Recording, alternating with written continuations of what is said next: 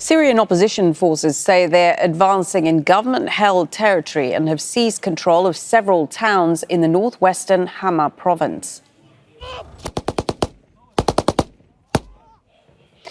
Opposition fighters were seen firing Syrian Army positions near Hama city. The military, helped by Russian forces, has responded to the advances with dozens of airstrikes. It targeted several healthcare facilities in Idlib in the last few days. Well, this is how things looked in the region a week ago. The areas in red are controlled by Syrian government forces supported by Iran and Russia. The green areas are controlled by the opposition armed group Hayet al-Sham, also known as HTS, as well as Turkish-backed Syrian National Army. The yellow areas are controlled by the Syrian Democratic Forces. They're mainly Kurdish fighters backed by the United States. On November 27th, opposition forces launched an offensive from Idlib aimed at Aleppo, which is Syria's second largest city. They rapidly drove out government forces, taking full control in just 4 days. They then turned south to Syria's fourth largest city, Hama. Fierce battles are taking place on the outskirts. Russian planes have increased airstrikes to stop the advance of the opposition fighters. They're moving along the M5 road, which connects major cities. The fighters say if they take Hama, they will advance on to Syria's third largest city, Homs, before targeting the capital, Damascus. Sinem Koseoglu has more from Turkiye's border with Syria.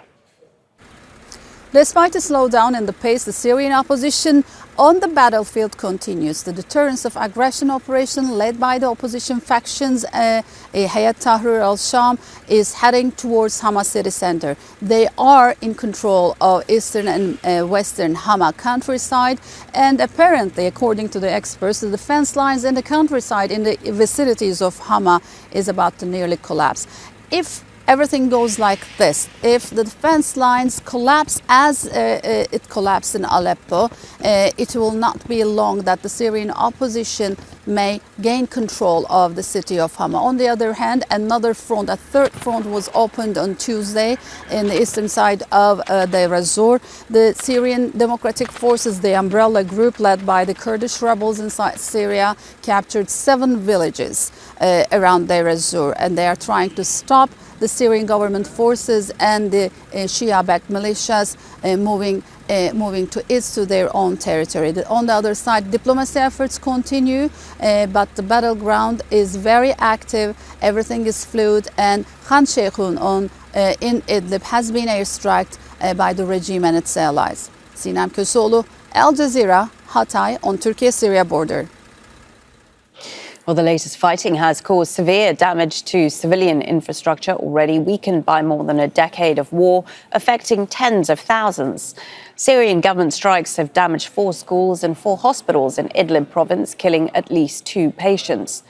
And a strike on a water station in western Aleppo has also cut off supply for at least 40,000 people.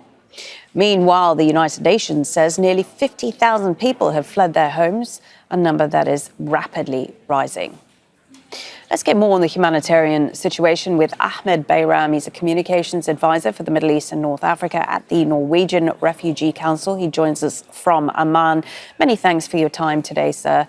This is a country, of course, that is already reeling from years and years of war. What level of humanitarian support have Syrians already been receiving, even before this current push by the opposition? Very little indeed. I mean, if you look at the humanitarian assistance to Syria, it has been shrinking over the years, particularly the last 3 to 4 years. We have, of course, as collectively as a humanitarian community, never received less funding for Syria. It's only 30% of the total size needed, the total needs in the country. So this is a country already decimated by conflict, by displacement, and of course, the very little humanitarian assistance it receives. And of course, what's happened over the past week is going to only deepen that humanitarian suffering amongst the, 16 to 17 million people in need of humanitarian assistance. So what are the main challenges you are seeing on the ground from a humanitarian point of view? I mean, is it distribution? Is it access? What is it? It's a mix of everything. I mean, of course, access has been largely suspended. Most of NGOs working in areas that are witnessing fighting and insecurity have had to suspend their operations, except for some very critical, life-saving almost support. We are, for example, in Damascus providing support to displaced people who have fled from Aleppo and other areas. But in terms of security, of course, that is the number one challenge. The other is what we're seeing on the ground in terms of the lack of essentials, food staples, and flour and water and electricity. So I have to say, yeah, the Syrian population is going through probably its biggest test in terms of humanitarian needs in months and probably years.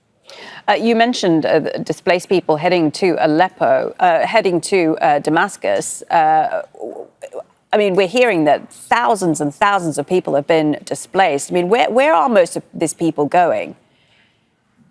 Several places and in all directions, really. I mean, a family has to make a choice within, I mean, particularly at the earlier stage of this conflict or this escalation. They had to make the decisions and get on back of trucks in huge numbers, heading into places like Raqqa in the east or Damascus, if they could make it, towards the south. But also people have fled in the direction of Latakia in the west, on the coast, also down to Homs. So it's all over. It's all over, and there's still no certain numbers as to how many have actually fled. Many people spent hours and hours on the road, up to 14 hours, moving from point A to point B.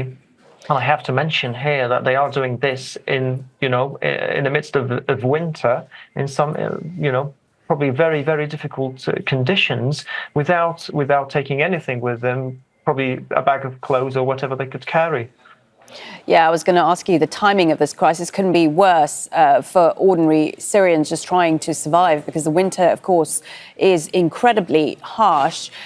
So what other challenges do you see as the crisis continues to evolve? Because it doesn't seem to be ending anytime soon.